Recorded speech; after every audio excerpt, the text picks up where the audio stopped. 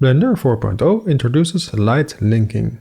This is great for when you want to use lights only on specific objects, without influencing everything else, or to avoid shadows obscuring your main subject. Select the light that you want to use the light linking with. In the Object tab under Shading, expand the light linking section. Click New. From the outliner, drag the object or collection that you want to be influenced by that light into the light linking area. Similarly, if you don't want your character to be hidden by shadows, you can use shadow linking. Instead of dragging things from the outliner, you can also use the Link menu.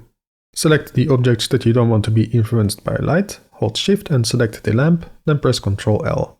Then choose Link Receivers to Transmitter, Exclude.